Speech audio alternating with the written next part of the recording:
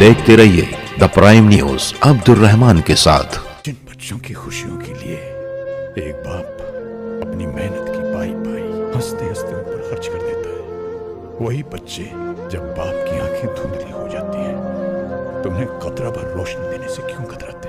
एक बाप अगर अपने बेटे की जिंदगी का पहला कदम उठाने में उसकी मदद कर सकता है तो वही बेटा अपने बाप के आखिरी कदम उठाने में उसे सहारा क्यों नहीं दे सकता? ये सिर्फ एक फिल्मी मकालमा नहीं है बल्कि इस दौर की सबसे बड़ी सच्चाई है। क्यों आज के दौर में बेटों को माँ बाप बोझ लगने लगते हैं? क्यों उन बूढ़े माँ बाप को बुढ़ापे में अहमियत नहीं दी जाती? क्यों उन्हें हर पल ये एहसास दिलाया जाता है कि उनका वजूद दुनिया के लिए अब गैर ज़रूरी हो गया है? क्यों उन्हें बुढ़ापे में ज़माने की ठोकरें खाने के लिए सड़कों, रास्तों, गली चौक चौराहों पर लावारिस और तन्हा छोड़ दिया जाता है? क्यों आखिरी वक्त में उनके मरने के बाद उन्हें अपनों का ही कांधा नसीब नहीं होता? ऐसे कई संगीन सवालात हैं जो आज के इस जदीद और मॉडर्न दौर से पूछा जा सकता है। अगर महिलाओं के हक में आयोग बनाया जा सकता है, कानून बनाया जा सकता है, तो बूढ़े माँ बाप के हुकूक के लिए कानून और आयोग क्यों नहीं बनाया जा सकता? ये सवाल पार्लियामेंट इजलास में MIM के member of parliament Imtiaz Jaleel ने पूछा है, जिसे सुनने के बाद पूरा ही ऐवान जज्बाती हो गया। क्या इम्तियाज जलील की मांग को सरकार संजीदगी से लेगी या अपोजिशन खेमे से उठे हुए इस सवाल को नजरअंदाज कर देगी? आपका ध्यान इस बात के ऊपर आकर्षित करना चाहूंगा। अध्यक्ष महोदय, फैमिली कोर्ट का मतलब सिर्फ ये नहीं है कि पति पत्नियों का विवाद, कि बच्चा किसके कब्जे में जाएगा, बच्ची किसके कब्जे में जाएगी, एलिमनी की अमाउंट कितनी होगी, कब दी जाएगी, कैसे दी जाएगी, घर किसके कब्जे में जाएगा, किसके हिस्से में जाएगा। फैमिली कोर्ट का मतलब हम सिर्फ यही समझते हैं और बहुत सारे जितने भी सम्मानीय सदस्यों ने कहा है इन्हीं का उदाहरण दिया है। मैं मंत्री जी आपसे हाथ जोड़कर विनती करना चाहूंगा, हम एक ऐसे समाज के अंदर रहते हैं जहां एक नई संस्कृति को हम देख रहे हैं कि हमारे बूढ़े माँ बाप जिन्होंने हमें पाल पोस कर बड़ा किया है, जब वो बूढ़े हो जा रहे हैं तो इस देश के अंदर बहुत सारे ओल्ड एज होम्स खोले जा रहे हैं, वृद्ध आश्रम खोले जा रहे हैं।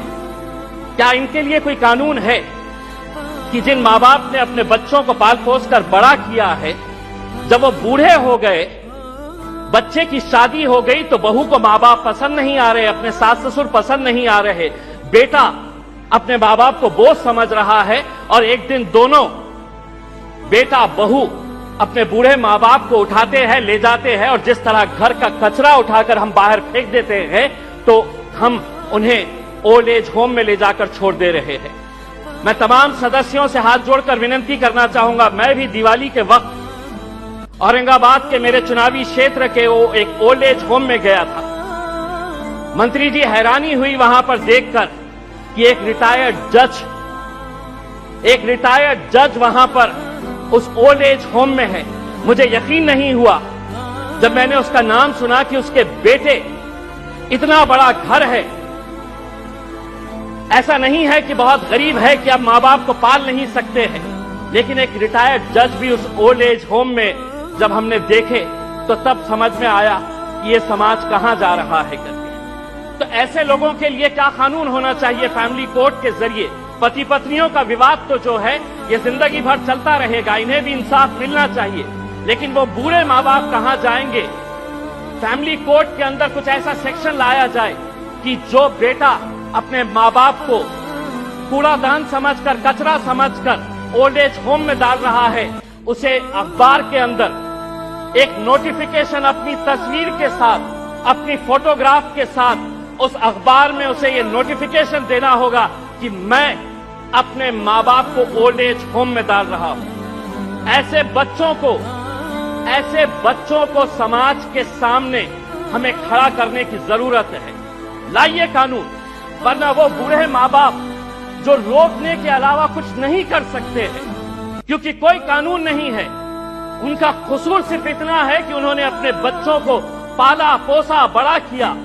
पूना में किसी ओल्ड एज होम के अंदर जाइए, ज्यादातर वो परिवार के बूढ़े माँ बाप मिलेंगे कि जिनके बच्चे इंजीनियर हो गए।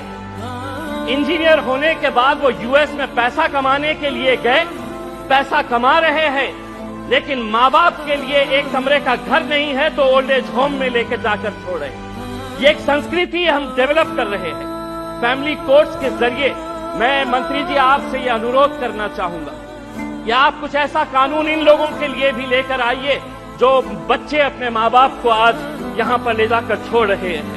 इस वक्त के लिए बस इतना ही, दीजिए इजाज़त। मिलते हैं अगली बार एक नई खबर के साथ। देखते रहिए द प्राइम न्यूज़ मेरे यानी अब्दुल रहमान के साथ।